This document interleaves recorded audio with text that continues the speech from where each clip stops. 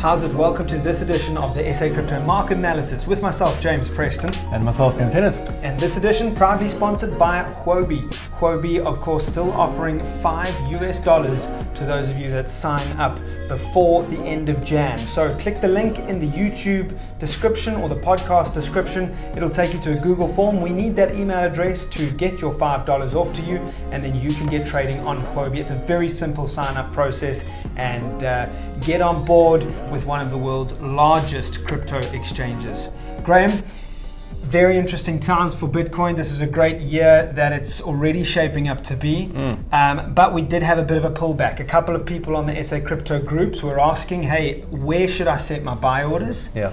And you eyed out the 8.1 area as a potential, but it could have kept going. It does look like we've pulled back. We're now at about 8.6. How low can we go before this bull trend continues? Cool, so good questions. Yes, we have had a little bit of a pullback. I mean, it's been fairly subtle. If we actually look at how much it's moved, we can't call it too much of a pullback. I mean, it's maybe 5%, which in Bitcoin terms is still pretty small. Sure. I think more concerning potentially in the shorter term is that we have this rising wedge, and if we go in a little bit closer to the 4-hour chart, you'll see that we've most likely broken out of this this rising wedge. So I do think that that is more than likely the start of a short-term pullback. But having said that, I still think that we're going to move high from here, having broken out of this larger channel that we discussed in detail last week. Yes. So, I mean, last week you were confident that we're in a bull market now. Nothing's changed there, hey?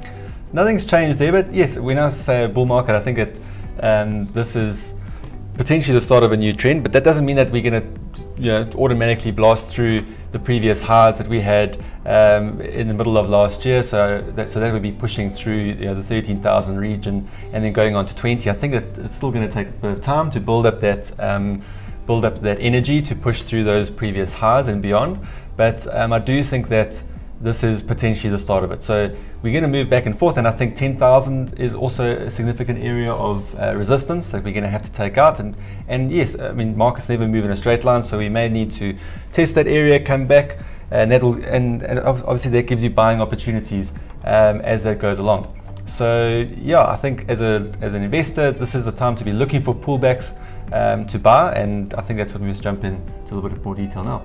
Okay, so take us through what you're seeing, that rising wedge falling out of that. Yes. What does that mean in terms of potential targets for buying opportunities? Sure.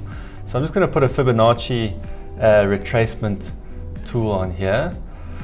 And so the way I see it here is that we spoke about 8.3 and 8.1 last week. Now that we've broken out of this fairly convincingly with a big red candle to kick us off, I think that there is clearly some selling pressure in the short term. So I'm looking for 8.1 as a retracement level, and then if we get a further retracement, I'm looking at 7.5. So 8.1 would be a sort of support in this pullback. Okay. Yeah. So I expect both of these areas to be levels of support, and obviously offering attractive levels to enter in at for your investment. Because again, your blue zone was the real zone I felt was going to offer your best buying opportunity. I think that opportunity is past. So now we need to look at more less attractive opportunities, but I think that potentially more attractive than 9,000. Absolutely. So I think these are good opportunities or good levels to be looking to add to your Bitcoin holding. They line up with our Fibonacci levels. This 175 in particular, so this would be a retest of this previous resistance trend line. I don't think we go back into this this channel structure. Obviously, if we do, we need to then reassess. But yeah, I think 8.1 and 7.5 would be really good levels to be looking to place your buy orders at. Okay, now as we approach the end of this episode, running out of time, let's go to the crypto market cap excluding Bitcoin. You wanted to look at that. You said that's looking like it's broken out of that descending wedge. Absolutely. So I mean, we haven't discussed altcoins in any great detail at all over the last couple of months because it's just been such a dead market. But for the first time, it's starting to look like it might be starting to show some potential, and this is shown by this descending wedge, which we've broken out of with quite a lot of velocity, and I think your Bitcoin alternatives, or Bitcoin forks, so Bitcoin Cash, Bitcoin SV, that's been the real movers there. And look, I'll do a little bit more research now on the individual coins.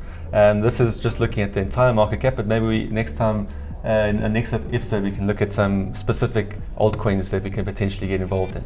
But yeah, this is looking pretty good. We're getting a little bit of resistance right now at these levels. We've been hovering around here the last couple of days, so maybe we get a bit of a pullback again. But yeah, this is altogether looking pretty good, and potentially the start of a new altcoin trend. So won't that be music to crypto lovers' ears? That is quite a remarkable statement. I didn't think I'd hear that in the first quarter of 2020 at least. So we've broken out of that structure. I think could be, James. Obviously, so we've broken out confirm. We've broken out of the structure. We've hit resistance. Yes. What do you see happening here? What usually happens on a big breakout like that? Do we come back a bit, or do we consolidate before the next launch? So this could be like a flag type of structure here. The last couple of days, we basically, the market's deciding which way it's going to move from here. We can move higher directly out of here with more impulse, and that will be the most bullish move.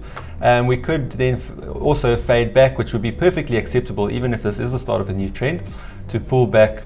I don't know, let's just put another Fibonacci level on here. So if we do come back from this level, say 10%, even that is perfectly acceptable, and that will then allow us to store up new energy to then move on to the next leg up from these type of prices that we see right now. All right, well, that gives us a very nice indication of the health of the altcoin market, so very helpful. Graham, we're going to leave it there for this edition. Thanks so much. Thanks, James. So that's it for this edition, folks. We're trying to keep the weekly episodes just under 7 minutes, maybe even shorter. Not easy, but we did it this week. We did it. We did it. Of course, this episode proudly sponsored by Huobi.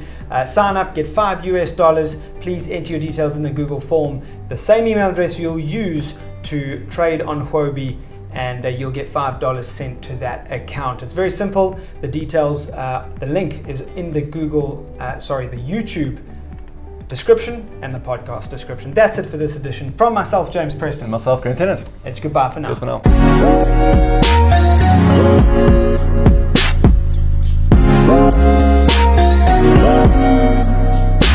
SA Crypto is not a registered financial advisory, and the information provided in this market analysis is for informational purposes only. Each audience member is responsible for their own financial decisions, and SA Crypto cannot be held responsible for any decisions made by those within its audience. SA Crypto strongly encourages all audience members to consult a professional and registered financial advisor before making any financial decisions.